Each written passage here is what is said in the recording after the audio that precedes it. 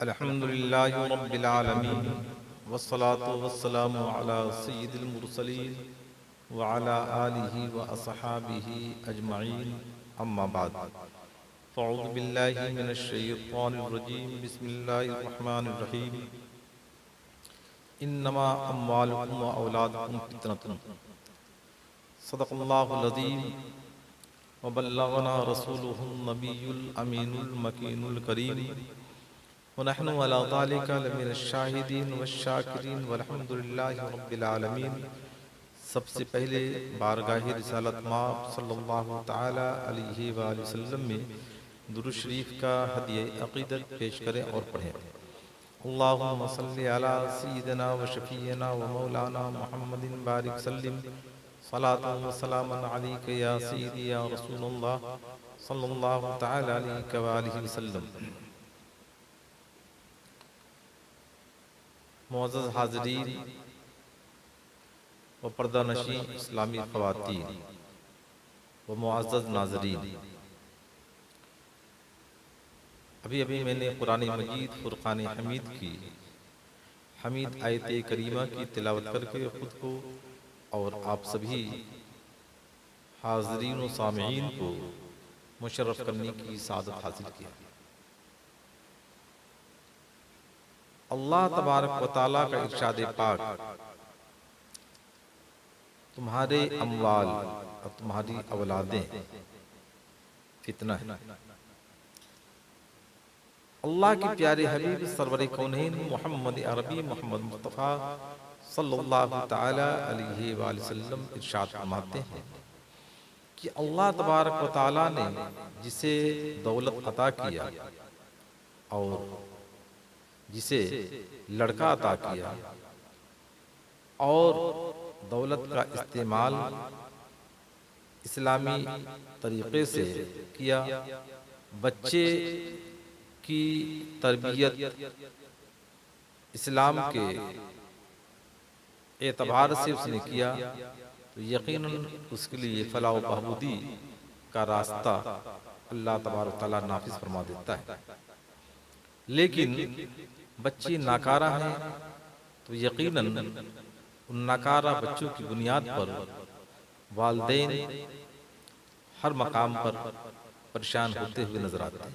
लेकिन इन तमाम बातों से पहले मैं अर्ज करना ये चाहता हूँ कि अल्लाह के रसूल सरवर कौनैन मोहम्मद अरबी मोहम्मद मुस्तफ़ा सल्लल्लाहु तआला अलैहि वसल्लम इरशाद फरमाते हैं कि अगर इंसान जिस खेत में बीज बोता है, अगर वो खेत के एतबार से उसे फसल मिलती है तो यकीनन कोई भी कहेगा जैसी खेती थी वैसी फसल मिली। तो खेती से पहले हमें गौर ये करना है कि हमारी खेती का मेयार क्या है। हम जहाँ खेती कर रहे हैं वो खेती इस्लाम से अपना रब्त व ज़ब्त रखती है कि गैर इस्लाम से रब्त व ज़ब्त रखती है।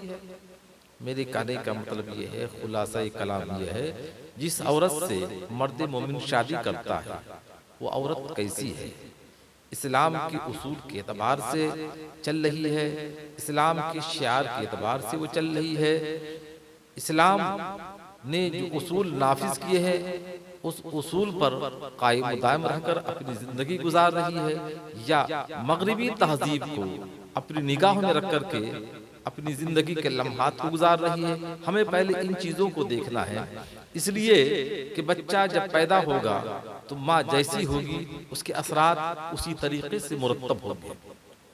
आए मिसाल के तौर पर मैं आपको समझाता चलूं, हजरत उमर इब्न खत्ताब फारूक आजम रदियल्लाहु ताला अन्हु अपने दौरे हुकूमत में रात में गश्त किया करते थे। आप गश्त करते करते एक मकान के पास से गुजर रहे हैं, घर से आवाज आ रही है, बेटी दूध में पानी मिला दे। काबिल गौर मकाम है।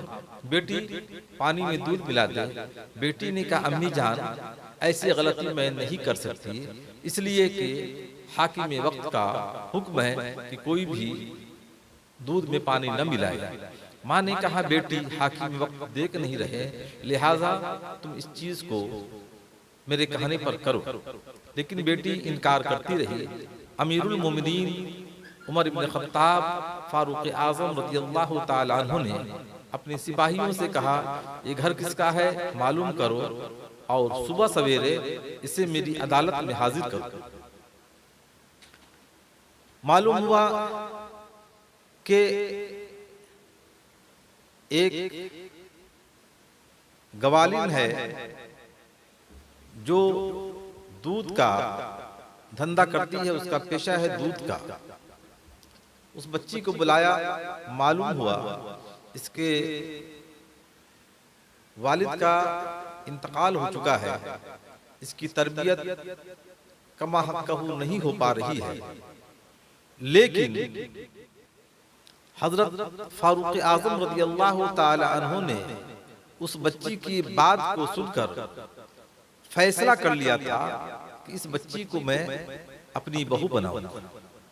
आपने हजरत आसिम आपके जो साहबजादे थे उससे आपने निकाह फरमा दिया और उससे एक लड़की पैदा हुई। उस लड़की से एक लड़का पैदा हुआ जो उमर बिन अब्दुल अजीज के नाम से मशहूर हुए।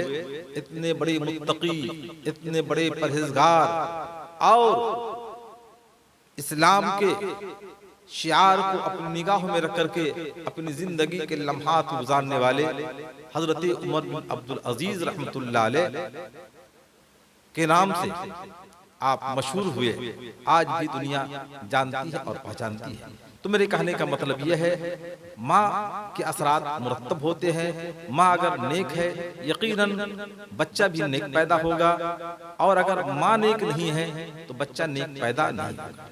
आए मैं अपनी गुफ्तगू को समेटते हुए अर्ज करना ये चाहता हूँ, जब बच्चा पैदा हो तो सबसे पहले उसके कान में आज़ान दी जाए, इसलिए कि शरीयत मुतहरा का हुक्म है कि बच्चा जब पैदा हो तो सबसे पहले किसी चीज की आवाज उसके कान में न जाए, बल्कि आज़ान की आवाज उसके कान में जाए। जब आज़ान की आवाज उसके कान में जाएगी उसी वक्त से आज़ान के कलमात के असरात मुरत्तब होते रहेंगे और ताहयात वो असरात उसके ज़हन और फिक्र में मुरत्तब रहेंगे। जब बच्चा पैदा हो तो दाई की भी आवाज न जाए, माँ की भी आवाज न जाए, घर वालों की भी आवाज न जाए, दाएं कान में शुरू किया जाए और अजान देने वाला बावजूद हो। अजान देने वाला किबला रुक करके अजान दे, पहले दाएं कान में उसके बाद बाएं कान में। ये हमारे आका हुजूर नबी अकरम मोहम्मद मुस्तफ़ा सल्लल्लाहु ताला अलैहि वसल्लम की सुन्नत मुबारक है। जब हजरत हसनैन करीमैन रज़ियल्लाहु ताला अन्हुमा पैदा हुए तो अल्लाह के प्यारे हबीब सल्लल्लाहु ताला अलैहि वसल्लम ने सबसे पहले उनके कान में अजान दिया। और जब बच्चा 7 दिन का हो जाए तो उसका नाम रख लिया जाए। नाम में अल्लाह के प्यारे हबीब अलैहिस्सलातु वस्सलाम इरशाद फरमाते हैं, किसी का नाम मोहम्मद या अहमद है और दस्तरखान पर बैठा हुआ है तो उसके नाम की बरकत से अल्लाह तबारक व तआला उस दस्तरखान पर बरकतें नाजिल फरमाता है। आए आप एक हदीस सुनाता हुआ चलो। जब क़यामत का दिन होगा, नफ्सी नफ्सी का आलम होगा, कोई किसी का पुरसाने हाल नहीं होगा, अल्लाह अज़्ज़ व जल के फरिश्ते आवाज देंगे, या मोहम्मद। तो जितने भी मोहम्मद नाम के इंसान होंगे सब रब्बे कायनात के हुजूर हाजिर होंगे। परवरदिगार आलम इरशाद फरमाएगा, मैंने तो अपने महबूब हुजूर नबी अकरम मोहम्मद मुस्तफ़ा सल्लल्लाहु ताला अलैहि वसल्लम को बुलाया है। तमाम बैक ज़बान होकर कहेंगे, ऐ परवरदिगार आलम, हमारा भी नाम मोहम्मद है, इसलिए हम हाजिर हो गए कि मुमकिन है कि रब कदीर हमें बुला रहा। परवरदिगार आलम इरशाद फरमाएगा, जब तुम यहाँ आ गए हो लौट के मत जाओ, सीधा जन्नत के अंदर चले जाओ। एक रिवायत के मुताबिक आया है कि अगर कोई अपने बच्चे का नाम अब्दुल्ला या अब्दुर्रहमान रखता है तो बहुत ही उम्दा है। कुछ उलमाए किराम ने तहरीर किए हैं, उनके अक़वाल भी हैं। आए आपको बताता चलूं, अल्लाह के प्यारे हबीब सरवर कौनैन मोहम्मद अरबी मोहम्मद मुस्तफ़ा सल्लल्लाहु ताला अलैहि वसल्लम इरशाद फरमाते हैं कि 7वें दिन बच्चे का बाल मुड़ा जाए और बाल के बराबर चांदी खैरात की जाए, और जो साहिब ईमान है, गरीब है, फुकरा है, मसाकीन है, जो उनको मिले उनको वो इनायत करते हैं। और 7वें दिन अकीका किया जाए। ये मसला तो आम है, बच्चा है तो 2 जानवर यानी 2 बकरे, और अगर बच्ची है तो 1 बकरा। बच्ची है तो उसमें बकरी हो या बकरा, उसमें कोई हरज नहीं है। लेकिन अगर बच्चा है तो 2 बकरा होना जरूरी है। 2 बकरा ज़बह करने के बाद उसकी हड्डी को न तोड़े, बल्कि गोश्त जो है जरूरतमंदों में तकसीम कर दें, कुछ अहबाब में भी तकसीम कर दें, कुछ अपने घर के लिए रखें। और अगर पूरा खाना बनाकर खिलाना चाहते हैं तो वो भी कर सकते हैं, इसमें कोई रुकावट नहीं है। अल्लाह के प्यारे हबीब सरवर कौनैन मोहम्मद अरबी मोहम्मद मुस्तफ़ा सल्लल्लाहु ताला अलैहि वसल्लम इरशाद फरमाते हैं कि बच्ची की तरबियत जैसी होगी, बच्चा उसी एतबार से अपनी जिंदगी के अंदर उन माहौल में खुद को परवान चढ़ाएगा। आए आपकी समाज से मैं करीब करता चलूं, अल्लाह के रसूल सल्लल्लाहु ताला अलैहि वसल्लम के ज़माने में ये भी था कि जब बच्चा पैदा होता तो खजूर और शहद बच्चे के मुंह में यानी बच्चे की ज़बान पर रखते थे। और आका अलैहिस्सलातु वस्सलाम के ज़माने में जो भी बच्चा पैदा होता तो आका अलैहिस्सलातु वस्सलाम के हुजूर ले आते। आका अलैहिस्सलातु वस्सलाम खजूर को चबा करके बच्चे के मुंह में डालते, इसे तहनीक कहते हैं। आज भी है, लेकिन बेहतर यही है कि जो आलिम हो या एक मुत्तकी परहेज़गार हो, नमाजी हो, शरीयत मुतहरा से उसका लगाव हो, शरीयत मुतहरा से उसकी दिलचस्पी हो, तो वो इस काम को अगर अंजाम दे तो बेहतर है। अल्लाह के प्यारे हबीब सरवर कौनैन मोहम्मद अरबी मोहम्मद मुस्तफ़ा सल्लल्लाहु ताला अलैहि वसल्लम इरशाद फरमाते हैं, जब बच्चा 7 साल का हो जाए तो नमाज के लिए उसे कहा जाए और उसे नमाज की तरगीब दिलाई जाए। लेकिन 7 साल से पहले एक बात अर्ज ये करना है कि तालीम व ताल्लुम का मामला हर जमाने में रहा, आज भी है और इंशाअल्लाह क़यामत तक रहेगा। तो जब बच्चा 4 साल 4 माह 4 दिन का हो जाए तो रस्म बिस्मिल्लाह खानी का एहतिमाम किया जाए। यह हमारे बुजुर्गान दीन का तरीक़ेकार रहा है। हजरत मखदूम सिमनानी रहमतुल्लाह अलैह की जब उम्र हुई 4 साल 4 महीना 4 दिन की, तो आपकी वालिदा मुहतरमा ने रस्म बिस्मिल्लाह खानी का एहतिमाम किया था। आओ आपके वालिदे बुजुर्गवार आप की नजरों के सामने नहीं थे, बल्कि आपका इंतकाल हो चुका था। मैंने अपने मुताले में जो देखा है कि कोई अपने वक्त का इमाम बना या मुफक्किर इस्लाम बना या अपने वक्त का मुजाहिद इस्लाम बना, तो अक्सर को मैंने देखा है कि बचपन में उसके वालिद का इंतकाल हो चुका है।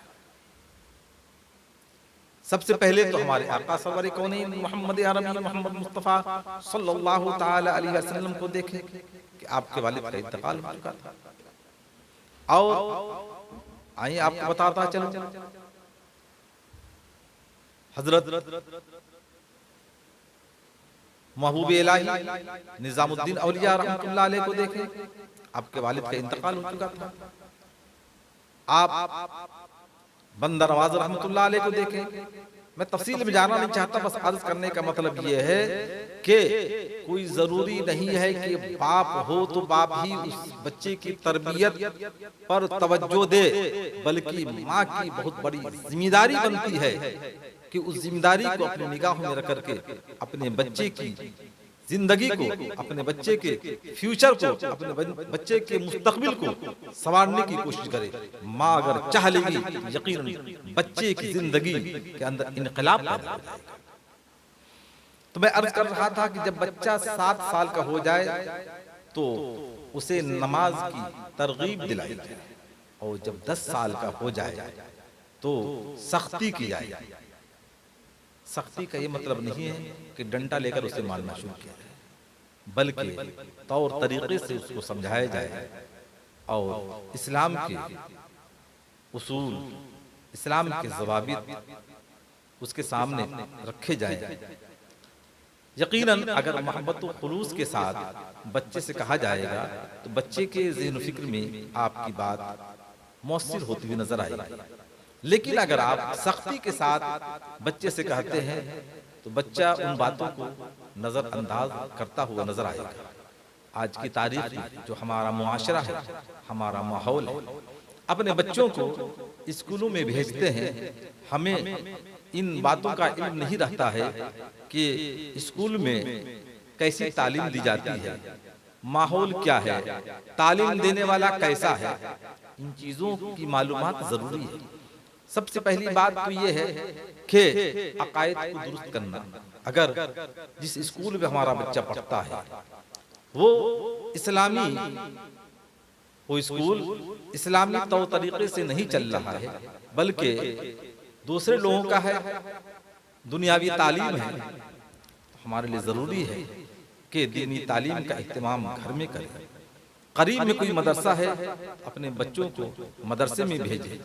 अगर सहूलत है, आने वाले अगर तैयार हैं तो घर पे भी बुला करके बच्चों की तरबियत और बच्चों को दीनी तालीम से आशना कराने की कोशिश करें।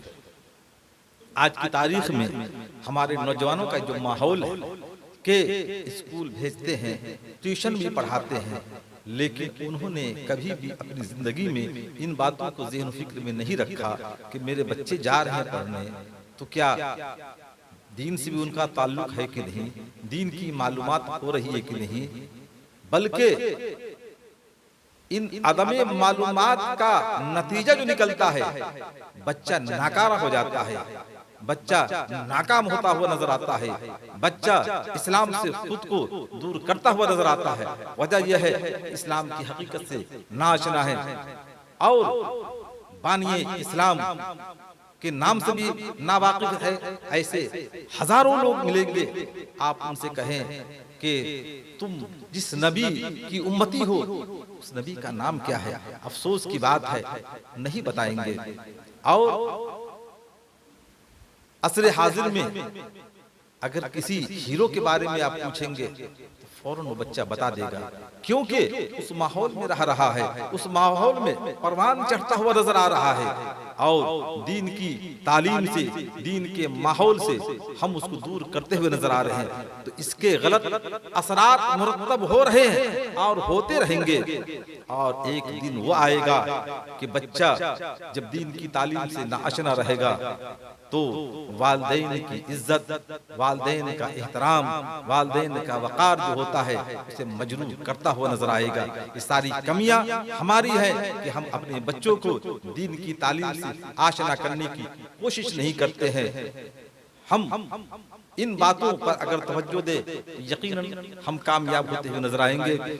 हमारे लिए जरूरी है कि हम अपनी नौजवान नस्लों को आरास्ता करें, आरास्ता करें, दीन की तालीम से उन्हें करीब करें, मोहब्बत और खुलूस का इजहार करें। इसी में हमारी कामयाबी है।